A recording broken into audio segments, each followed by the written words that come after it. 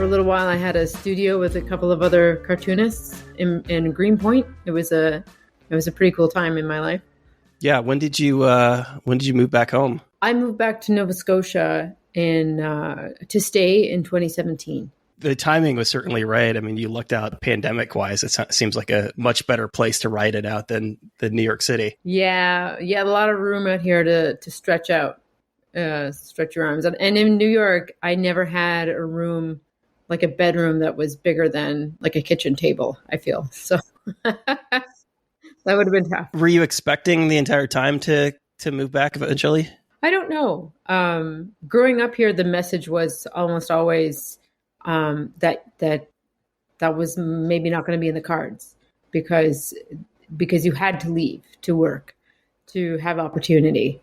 And so I always tried to maybe picture myself somewhere else, but it never clicked. And then when I came home, I was like, oh, this is where I should be. You mean New York didn't click? Yes, in Toronto, Halifax. I was in Victoria for a while. I was in different places. Just city life in general? Maybe. I enjoyed a lot of things about living in the cities, but I think that I was possibly made to be in the country, or at least here in my home. Did you move out here specifically to pursue life as a cartoonist? A bit, yeah. It seemed that in New York, everybody was working harder to be better at their job than they were the day before. It seemed almost like the nature of the place. And that was very beneficial when you're young and kind of new at your job, because there's no sitting on your laurels at all. There's just kind of a hustle that's very, montage, the movie Montage, where you're walking down the street and everyone's walking and they're very busy. and for like that kind of kick in the ass, I think is a good thing to have when you're starting out in your career doing something like what I do, because there's no shortage of people climbing the ladder around you, and then you're really aware of the ladder. I don't know if I've heard anybody put it like exactly that way. As far as a lot of artists, I think, cite the hustle as a bit of a downside to living in a place like New York, because it's mandatory. People aren't just being motivated by choice. It's kind of shit or get off the pot in a place like this. Yeah, it is. But in a smaller city, you can be a big fish in a small bowl and be like, I'm the biggest fish in this little last bowl, and you can get kind of stagnated, I think. And in a place like New York, where the sky is the limit for as far as like success and what you think is success anyway, there's no end to the examples of what it is you could be doing and where it is you could be in 10 years or something like that. I think especially in the arts, where there's no clear path, it's not like you're going step by step into something. If I was a professor, I'd be making tenure and then I'd whatever. But in like doing things like what we do, it's a huge sprawl of things that you might do or could do. And so to have that kind of, I think, helpful anxiety, if that is a word for it, watching what other people are doing with their talent is useful to a point. I don't know if I was made to live with it at all times, but I'm also just not. People are like, they're either like a New Yorker, do or die in a lot of ways. But in the end, I was like, I miss my home. I put my straw hat back on and went back to the city in my overalls. I'm literally wearing overalls. I should say this isn't a video podcast. Yeah, but if you did have straw in your mouth, I think that would probably come across in the audio too. Yes, yeah. There's like a seed between my teeth. I know a few of the Pizza Island people that you alluded to, and I assume that that's also a big advantage, right? It's just sort of being around people who are doing something similar. Yeah, that creative energy. You would look around the studio and see what other people are doing and be like, God, that's good. I was doing something good. It's helpful. There's certainly not a lot of cartoonists where I am right now in the village, but I'm pretty secure in what I'm doing, and I've got my kids here, so I can't socialize with anyone anyway because I've got a baby crawling on me all the time. It's one of the questions hanging over the book at the beginning is, whether or not, recently having graduated from college, whether or not cartooning is a feasible, or being an artist is a feasible path forward. Because, frankly, for most people, it isn't. No, it's not. I got very lucky, I have to say, doing what I do. I got into comics at a very fortunate time because Hark, Vagrant came out on the internet in 2007, 2008. And the internet was still small enough that people still went to people's websites, stuff like that, not these aggregated sites like Instagram. And the competition for people's attention wasn't as great as it is now. It was a smaller world, and you could get noticed, and you could create a fan base because people were starting to flock to the internet for content.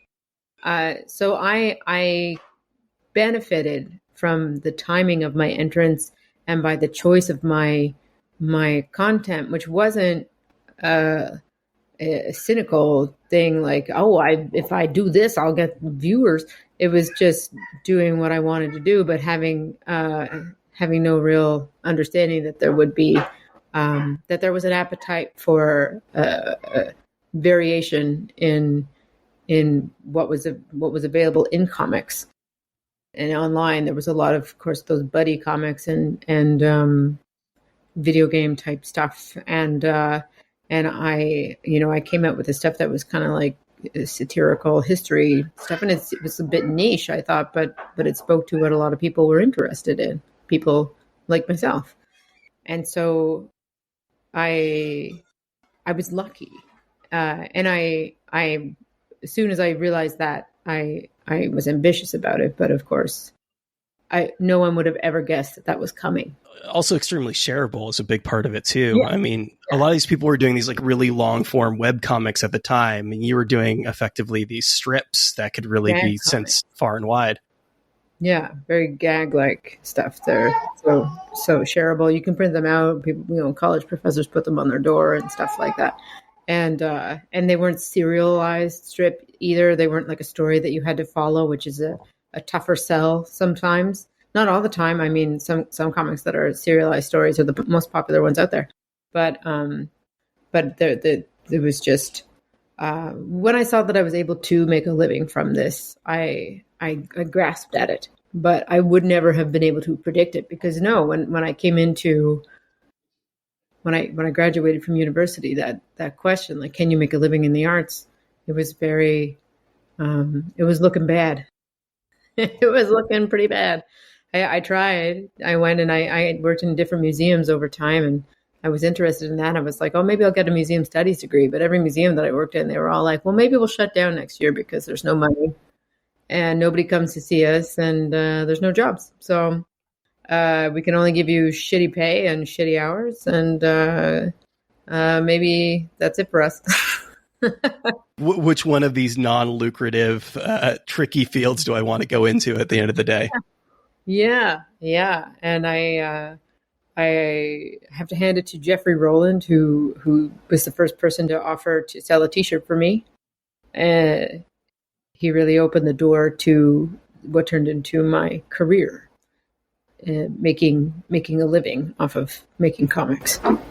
Prior to the first serialization of Ducks Online, especially when you're out here, far from home, how would you describe the period of your life that you cover in this new book? How did you explain the job to people? Well, between 2005 and 2008, I worked for 2 years in the oil sands of northern Alberta, and that is those are mine sites where they dig up bitumen, which is sandy deposits that contain oil that you have to extract from the sand because it's like melded in there, and the extraction process is very resource heavy.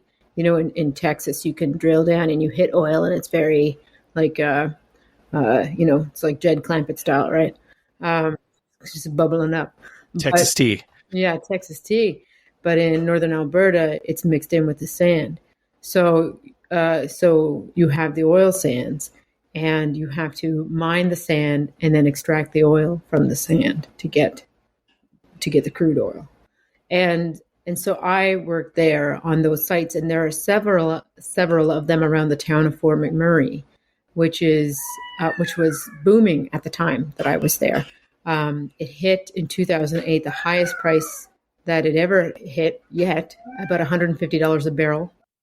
For comparison, in last year during the pandemic, oil was worth less than $0 a barrel coming out of, I think just less than $0 a barrel generally. To say that it was a booming at that time is not even doing it justice. It was unbelievable. The amount of people flocking there for jobs and how exponentially the place was growing, like the town just expanding beyond belief. And coming in with all of the issues with Boomtown, like very hard to get a place in town. The rents were sky high. All these things. So even you couldn't get a worker to work in any of the fast food places, and when you did, like they were getting paid triple anywhere else in the country. And people were just crying for workers. A lot of immigrants, a lot of people from regionally depressed areas within our own country, and that's where I come in because Nova Scotia is part of the Maritime provinces. And I'm from Cape Breton, which is an island in Nova Scotia, which historically has been exporting workers to wherever the machines of capitalism are running in our country for 100 years. And I am a part of that pattern because economically we were at our nadir at that time. And I went with all of my neighbors and the people from my community. That there were articles in the newspaper at that time talking about how empty the schools were, empty desks, people that you used to see in the streets all the time, and they were gone because of how many people were leaving out west for work because there was nothing at home. I worked in the tool crib. I had this massive student loan after graduating from university with my history and anthro degree, and all I had to really show for it was this debt and no particular jobs except for minimum wage ones that you get with an arts degree, which appalled my parents because they thought that education was a ticket to a good thing, like a guarantee, but it's not. I'm guessing like they weren't in a similarly relatively privileged situation to have had that, so they expected like the next generation having gone to school. No, they never went to university. That's why they expected that it would just automatically open these doors. No. We were the first in our line to go to university. I had a few aunts and uncles who went that were sort of younger. It was the expansion of student loan programs in Canada in the 1960s and 70s that made my entrance into university possible, but it was too late for my parents. And to them, they saw people with university degrees being teachers and nurses and doctors and things like this, and that's what they wanted for us. But I didn't, I was like, well, I don't want to be a nurse. I want to do art. And they were like, oh God, that sounds terrible. We want you to be safe in the world, and we don't want you to struggle. But I forged ahead with my silly arts degree anyway. And then I had this loan. So anyway, I left, and my uncle told me to work in the tool crib. And because he had worked in Sudbury in the 70s, and Sudbury was a place where they mined nickel. And he said, you don't have to have a trade for that, but you can get a job and live in the camps, and that's where you make the real money because camps pay for your room and board, so you don't have to pay rent or for food when you live in the camps, and that means you can save more. You just work and work and work, and you save. You put everything away, and that's the appeal of the camps. Because in town the rents were exorbitant, and of course groceries and things were expensive as well because of where the town was. And so I I eventually do get a job in the camp, and I'm working in the tool crib, which is something like working in a warehouse where you are you're filling orders. Yeah, you're filling orders. You are supplying tradespeople with their needs, like their tools. We were everything under $2,500, which means anything from a nail to a generator. So all of the electricians, all of the welders, all the like the pipe fitters, iron workers, whoever they were, there would be all these different tradespeople coming in and needing different stuff, and you would outfit them with whatever they needed, disposables or tools, and they would sign things out and bring them back, or they would just whatever you had to keep an inventory, and you had to keep ordering things in, and you had to keep them from stealing stuff, which they did anyway, and you got to live in the camp. After reading the book, I reread some of the strips, and I think it's the conclusion to the final one, if I remember correctly, you saying, I feel a lot of things with regard to that point in your life and all that you had been through. I'm guessing that it took a lot of time to really sort of process some of those thoughts in order to really be able to sit down and start working on a strip or a book. Yeah, definitely. Well, when you start and you have years of memories to go through, it's all just a big sprawl. It's like you have a table in front of you and you've laid out like your decks of cards, which are all your memory, but they're just in a big jumble in front of you, and you're like, okay, I gotta lay out this deck of cards into a linear set of panels that everyone will recognize as a book, and that's difficult because no one's memory is just a chronological set of events. It is a series of things that you remember and the emotions attached and how they link to other memories. And, it's all the synapses going off all the time.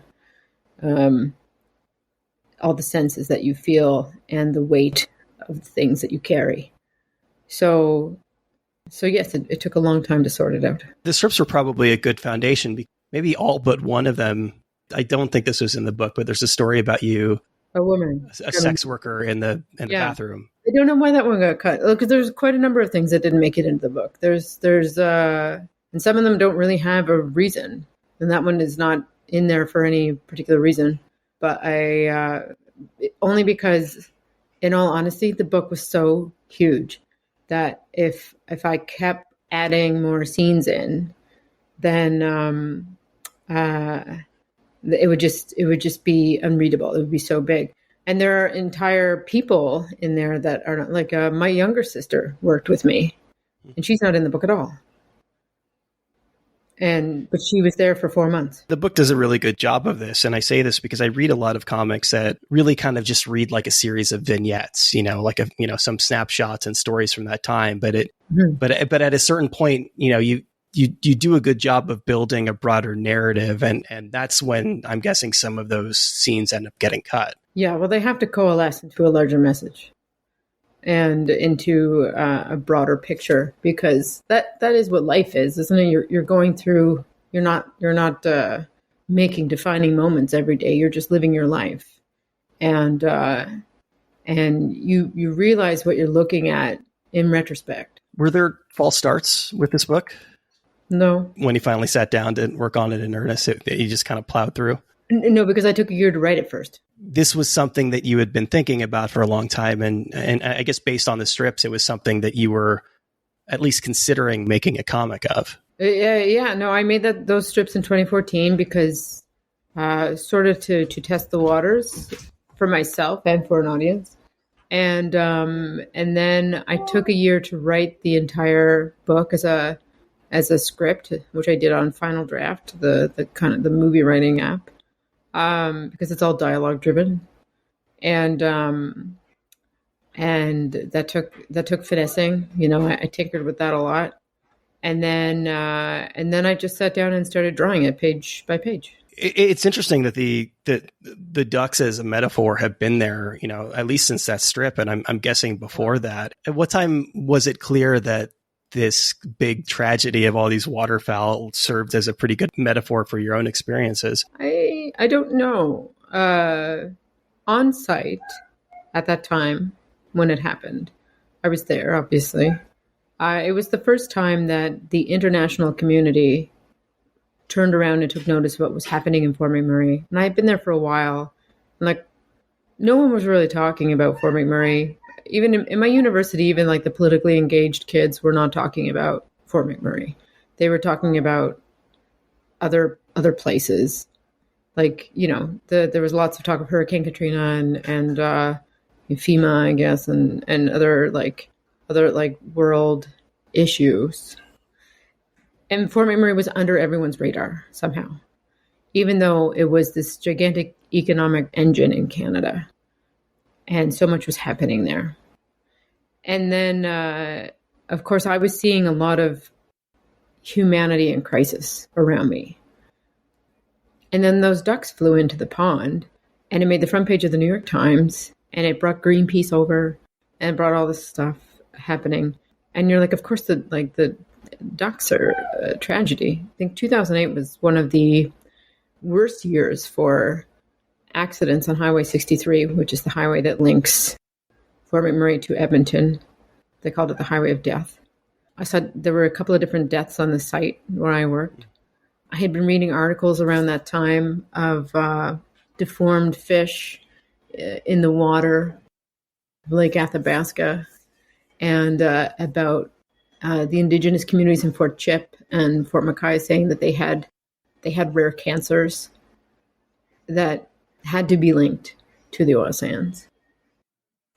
And of course, there was what I would say mental health sort of crisis going on among the worker population of the camps. And all of this was just of no notice. But when the ducks flew into the pond and it was news, then these oil companies come out with their cap in their hand and they're like, sorry, this won't happen again. And we're very sad that it happened. And we're going to take measures to make sure. They started installing anti-waterfowl guns and stuff, or like noise devices. And putting up scarecrows and whatever else. And they were caught doing something bad. And they went to like court over it and stuff. They had to pay fines and things. And of course it was terrible. But it was also only one thing. And so it was easy at the time to make the correlation. Plus the ducks are these migratory animals, which is the same thing that all the people were doing. Obviously, the metaphor is right there. And they got stuck on the oil. Something you point out in both the book and the strips is, as you mentioned, there's the scarecrows and these noise machines. It's just this like tacit understanding between you and the people in the camp that this is just the company effectively doing lip service, right? Is kind of papering over, like knowing that the ducks aren't this stupid. Yeah, or that like it could happen again. Or that it's wrong to have this thing here in the first place. To have something so hazardous and gigantic but it's easy for me to say that. I made money off of it. I a lot of people's livelihoods depend on it, and it's very easy to say from New York City or from somewhere else that like these things shouldn't exist because you don't feed your family with it, right? It's a complicated thing all around, and that might be an easy way out of a question is to be like wash your hands and be like, oh, it's so complicated that I can't even deal. But this is the reason I made the book because I don't have answers, but I do have questions and I do have concerns and I do have things that weigh on my mind. Did the experience have the effect of making you more political? Made me more aware, I think. I don't know about political. I feel like that word means different things for different people, to be honest with you. Yeah, but you touch on this really in the afterword a lot. Mm-hmm. The ecological question, but also the question of displaced Indigenous people. Yeah. Oh, I didn't know anything going into that stuff. And I didn't even really have questions about it. And certainly afterwards, I a more open ear for things like that. because when people are saying, well, we're dying, we have rare cancers, and everyone around them is like, I'm not really concerned about that. That's fucked up. And they must, like, how do they feel when the Ducks got national news or anything else, and be like, we're dying. Yeah, we're human beings. Yeah, we're human beings and we're suffering. But of course, like, it's their home, and they don't want, they're not like, fuck the Ducks. They're like, we don't want this happening to them either. We don't. It's just, it makes you tune in to the things that you were too privileged to have looked over before. But and I was, I was 20, in my early 20s, and I had grown up in a society, the Canadian society, that congratulated itself for its good behavior. And I had taken history and anthro degrees, and we hadn't talked about residential schools. We hadn't talked about the legacy of colonial violence. I considered myself to be educated on those, like, on not those things, but like on things. And I didn't have the right questions to ask, because I had gone to school for what I thought was the education that would have, like, armed me with knowledge, and there were gigantic holes in it. And then it's embarrassing to like come face to face with how ignorant you are. And that is the recurring that's a recurring issue. I would say for everyone. Yeah. You really threw yourself into the middle of a lot of this, and not everybody, I mean, I'm guessing, at least like based on these experiences from the books, like not everybody comes out of that experience with that same awareness, or at least they don't really embrace it in the same way. Maybe not, but others do. And certainly I hope that the world is like moving forward. At that time, the internet being so small, and we didn't really have the same conversations going that we do now, and the same access to information, but we've gone through, however flawed it was, the whole truth and reconciliation thing. And people are aware more of the legacy of colonialism and than they ever were when I was young. Certainly young people are. And I hope things are different. I don't know what it's like to be in Fort McMurray right now, because I haven't been there since 2008. I know some people are going to read the book and be like, this isn't the way it is. And of course not. It was several years ago. It doesn't purport to be current. No. It's a snapshot. No, but people take a place like that very personally. It could be their home. It could be something they care about. And of course, oil in Canada is very polarizing. So I imagine some people will not care for the book because it's not the world that they know or that they want to know or to promote. But and Fort McKay is economically invested in oil. They've done very well. They run their own companies, and they are a real powerhouse in that sense. But what choice did they have? The oil company is literally right on top of them. It's complicated stuff. It's uncomfortable to even talk about because I can't speak for anybody. I don't know. You did touch on this in the book, as certainly as it pertains to you, and at least one of the fellow workers is you were previously discussing the health impacts on Indigenous people and people in the surrounding area, but I'm guessing that has been or will be a lot of long-term health impacts to the workers. Yes, I imagine so. And yet, when you have a transient workforce, I mean, I don't know about within the city of Fort McMurray. I haven't read anything about the Wood Buffalo region, but when you have people working in the camps long term, whatever health problems they have and develop, they take home with them. And how are you going to measure that? Because they don't live there. They commute from the far reaches of the continent to, from like the West Coast, BC, to the east coast of Newfoundland and beyond. There were workers from the North Sea in from the UK. There were a lot of Filipino workers, and if they inhale carcinogens or anything like that, and something happens, it's not going to happen in the camp. It's going to happen when they leave, and I don't know how anyone's going to measure that from a workplace that's so scattered. But I have thought about this, and of course, you know probably that I lost my sister to cancer. She worked out there for many years. I have thought about it. So you were there 2 years all told, and there's kind of a year break in the middle. And granted, like 2 years is a lot longer than a lot of people say at a lot of jobs. But I'm always curious, like knowing that likely the job is going to be a relatively temporary one for you, like how that impacts your relationship with the work and the people working there. It was always a position of privilege of mine that I could leave and that I did leave. And that puts into focus my my interactions with some of my worker colleagues, I think, because and they pointed out to me often, if you don't like it, there's the door. Like no one's waiting on you for their next meal.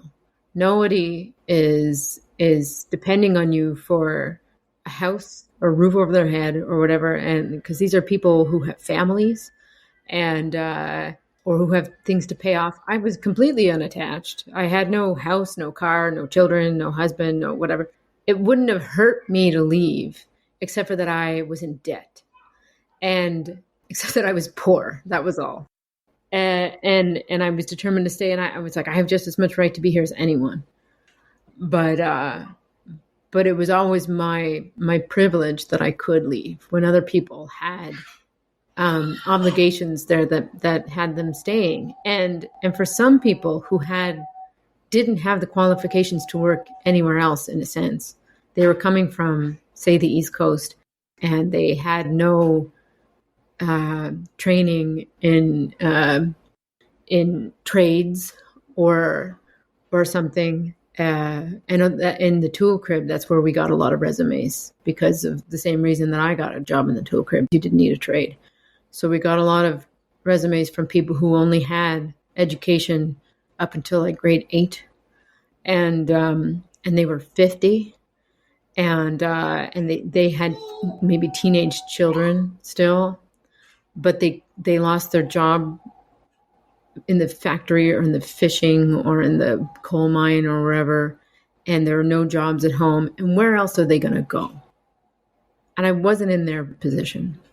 And if they were out there and they were bitter about it, or if they didn't like it and they were having a bad day, and if they were rude to me, I don't hold it against them. And that's different from somebody harassing me. You know what I mean? If you're out there and you have a job like that, you can easily step through the different ways that people treat you, and because you see them for the people that they are, and it's not black and white. I mean, that's one thing, but you deal with the topic of assaults in here too, which I'm guessing you very much were not. That was not an isolated incident or incidents for you. That was probably, in a sense, kind of baked into the culture there, as far as people looking the other way, or or some of the victim blaming that happened. Sure, I think that it happens a lot, and not a lot of people talk about it. And I don't think that most people within their right mind, or I don't think that a lot of people out there are sort of in their right mind when you go out to these camps in this very hyper masculine environment, and you are re-socialized. And I asked the question through the book: you throw the book, are people like this really, or are they? Is this who they really are? And it's hard to say, but loneliness, isolation, and sort of a toxic work culture will act on you, and you would be surprised what happens. You would be surprised in yourself. Men who are violent towards me, living a life with children, happy dads. I experienced harassment from people who I know were quote unquote good fathers, because that's the culture. And it's painful to look at in the face. And it's not something that you take home and talk about. It's not even something that I think the men who do it like want to recognize. Who would want to look at that part of themselves and say, yeah, that's me? They would just say, it really sucked working out there. It sucked. And not really examine how they treated other people. Because as a woman, speaking as a woman, I knew that I was less than a person to some people. I was just an example of a woman that walked around for people to comment on because there were so few of them. And it dehumanized me to be that. And it gets to you after a while. It doesn't take long to get to you. This, I don't know if empathy is even the right word, but this kind of relationship to those things that had happened to you, is that something that you developed over time? I think so. Yeah. I think it takes a long time to wrap your head around those things. It's a lifetime of dealing with being treated that way. The repercussions are long and deep and different for everybody. Because I think there is some denial and there's a scene in there where I'm talking to a friend and she says, I went to a party and I passed out and I woke up, my pants were unbuttoned, and I was like, holy shit, are you okay? And she laughed. Like she's almost saying it casually. Yeah. She's like, yeah, assholes. And I was shocked.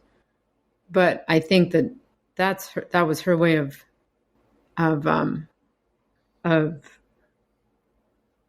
she needed to laugh it off. That she had to. And maybe now she thinks about it differently, but I don't know. I gave the book to my old boss. His name is Ryan in the book. But I gave it to him to read, and he found it painful to read.